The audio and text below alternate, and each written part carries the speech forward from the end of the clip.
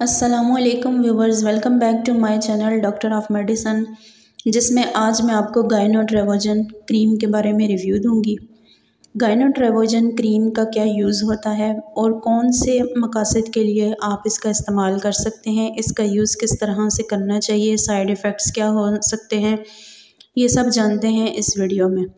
गायनोट्रेवोजन cream 40 ग्राम में available होती है। उसके अलावा ये बेयर्स की प्रोडक्शन होती है, ब्रांड इसका बेयर है और ये डिज़ाइन की गई है फंगल इन्फेक्शंस के लिए। फ़ीमेल्स में इसका इस्तेमाल किया जाता है।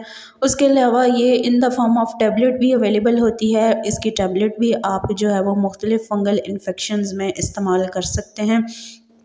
उसके अलावा इसके अंदर जो इसका एक्टिव इंग्रेडिएंट है या जिससे मिलकर ये बनी हुई है वो आइसोकोनाज़ोल है, जो कि इसके अंदर वाफिर मिकदार में पाया जाता है, जो मुख्तलिफ़ किस्म के फंजाई से रिलेटेड स्किन के ऊपर या अंदरूनी बॉडी जो फंगल इन्फेक्शंस होते हैं उनको ट्रीट करती है।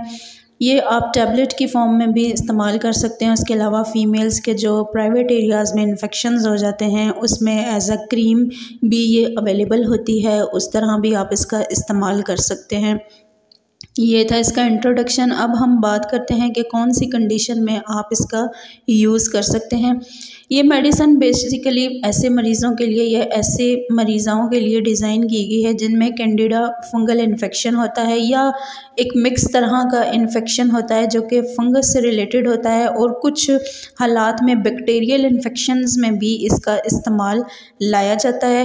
फ़ीमेल्स के वजाइना से रिलेटेड जो इश्यूज़ होते हैं या ऐसी फ़ीमेल्स जिनको जो है वो इन्फेक्शंस हो जाते हैं यूरिन वाले एरिया में या यूरिन वुल्वा में इन्फेक्शन हो जाता है या आउटसाइड ऑफ वुल्वा इन्फेक्शन हो जाता है, वेजाइनल इन्फेक्शन हो जाता है, तो उस सूरत हाल में वो इस क्रीम का इस्तेमाल कर सकती हैं। कैंडिडा से रिलेटेड जो सीरियस इन्फेक्शंस हो जाते हैं उसमें भी ये बेस्ट है। उसके अलावा अगर आपको बैक्टीरियल इन्फेक्शन हो जाता है वेजाइना में तो उस सूरत हाल में भी आप इस क्रीम का इस्तेमाल कर सकती हैं। अगर आप इसकी टैबलेट का इस्तेमाल करना चाहते हैं तो उस सूरत हाल में इन्फेक्शंस जो हैं वो डिफरेंट हो सकते हैं। वो इन्फेक्शन आपको बैक्टीरियल आपकी स्किन के ऊपर भी शो हो सकते हैं। उसके अलावा किसी एलर्जिक सिम्टम्स से रिलेटेड जो इश्यूज़ होते हैं उनमें भी आप इसका इस्तेमाल कर सकते हैं। अगर आपकी स्किन पे रैश बन जाते हैं या कोई ऐसी प्रोडक्ट आप यूज़ करते हैं जो कि आपकी स्किन को डैमेज करती है तो उस सूरत हाल में भी आप इसका इस्तेमाल कर सकते हैं।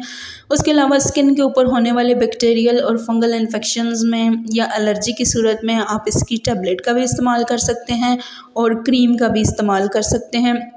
दोनों सूरत हालों में ये प्रोडक्ट बेस्ट होती है और ये था इसका यूज़। अब हम बात करते हैं कि कौन सी कंडीशंस में आप इसका यूज़ करने से पहले अपने फिजिशियन से कंसल्ट कर लें। जैसा कि अगर आप प्रेग्नेंट हैं या आप जो है वो हाइपर सेंसिटिव हैं, यानी आपकी जल्द या आपकी बॉडी हाइपर सेंसिटिव है, कोई भी रिएक्शन आप जल्दी कैरी करते हैं, तो सूरत हाल में इसका यूज़ करने से पहले अपने फिजिशियन से लाजमन कंसल्ट कर लें।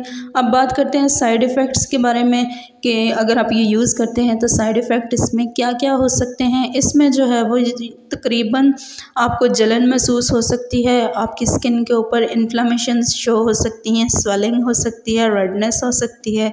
उसके अलावा कुछ पेशेंट ऐसे भी होते हैं जो कि ऑलरेडी कोई मेडिसिन खा रहे होते हैं, अगर उसका मैच इस मेडिसिन के साथ या इस क्रीम के साथ नहीं बन रहा, या आप ये समझते हैं कि इस क्रीम को यूज़ करने में या इसकी टैबलेट को इस्तेमाल करने में आपको जो है वो इस तरह के सीरियस साइड इफ़ेक्ट्स से शो हो सकते हैं, तो यूज़ करने से पहले अपने फिजिशियन से लाजमन कंसल्ट कर लें। ये था ओवरऑल इसका रिव्यू। वीडियो पसंद आई हो तो चैनल को सब्सक्राइब करें। Thank you.